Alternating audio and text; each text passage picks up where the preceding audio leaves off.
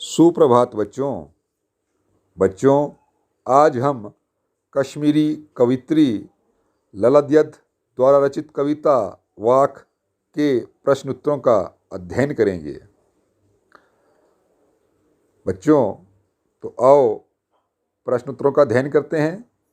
प्रश्न संख्या 1, रस्सी यहाँ किसके लिए प्रयुक्त हुआ है और वह कैसी है? उत्तर, रस्सी यहाँ मानव के शरीर के लिए प्रयुक्त हुई है और यह रस्सी कच्ची तथा नाशवान है, अर्थात यह कब टूट जाए कहा नहीं जा सकता है। प्रश्न संख्या 2, कवित्री द्वारा मुक्ति के लिए किए जाने वाले प्रयास व्यर्थ क्यों हो रहे हैं? उत्तर, कवित्री के कच्चेपन के कारण उसके मुक्ति के सारे प्रयास विफल हो रहे हैं, अर्थात उसमें अभी पूर्ण रूप से प्रौढ़ता नहीं आई है, जिसकी वजह से उसके प्रभु से मिलने के सारे प्रयास व्यर्थ हैं। वह कच्ची मिट्टी के उस बर्तन की तरह है जिसमें रखा जल टपकता रहता है और यही दर्द उसके हृदय में दुख का संचार करता रहा है, उसके प्रभु से उसे मिलने नहीं दे रहा है। प्रश्न संख्या 3, कवित्री का घर जाने की चाह से क्या तात्पर्य है? उत्तर, कवित्री का घर जाने की चाह से तात्पर्य है प्रभु से मिलना।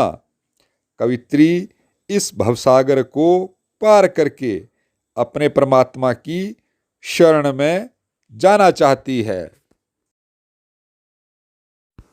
प्रश्न संख्या 4, भाव स्पष्ट कीजिए।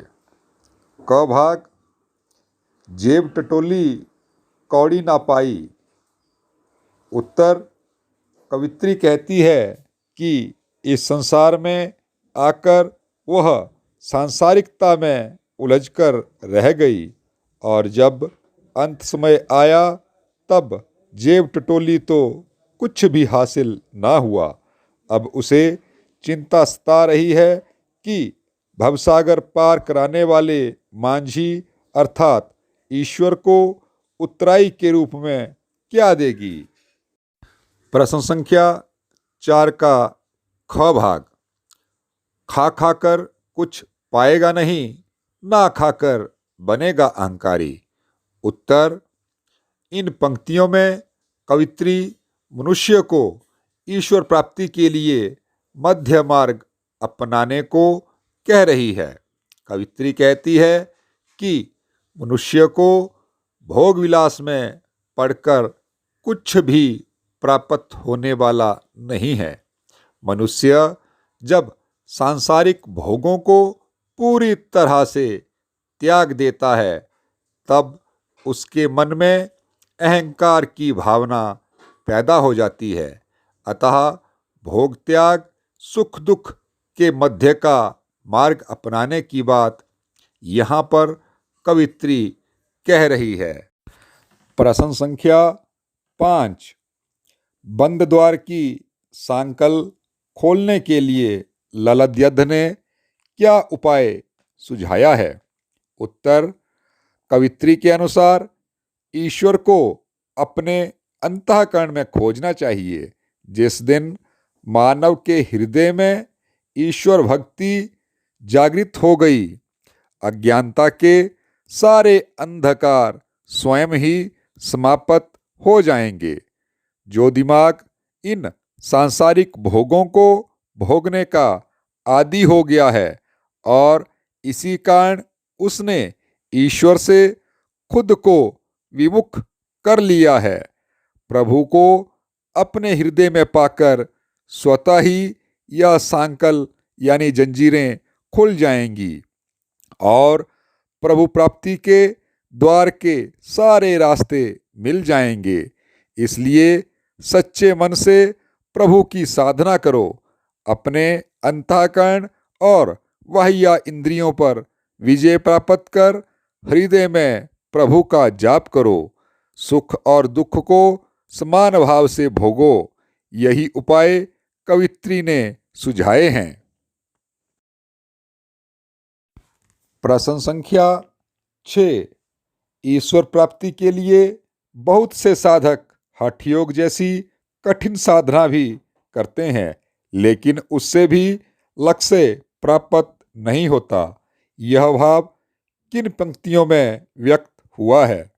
उत्तर: आई सीधी राह से गई न सीधी राह, सुसुम सेतु पर खड़ी थी बीत गया दिन आह, जेब टटोली कौड़ी ना पाई, मांझी को दूं क्या उतराई। ईश्वर प्राप्ति के लिए बहुत से साधक हठ योग जैसी कठिन साधना भी करते हैं, लेकिन फिर भी उन्हें लक्ष्य प्राप्त नहीं होता। यह भाव उपरोक्त पंक्तियों में व्यक्त हुआ है। प्रश्न संख्या 7। ज्ञानी से कवित्री का क्या अभिप्राय है? उत्तर: यहाँ कवित्री ने ज्ञानी से अभिप्राय उस ज्ञान को लिया है जो आत्मा और परमात्मा के संबंध को जान सके, ना कि उस ज्ञान से जो हम शिक्षा द्वारा अर्जित करते हैं। कवित्री के अनुसार भगवान कण कण में व्यापक हैं, पर हम उसको धर्मों में विभाजित कर मंदिरों व मस्जिदों में ढूंढते हैं।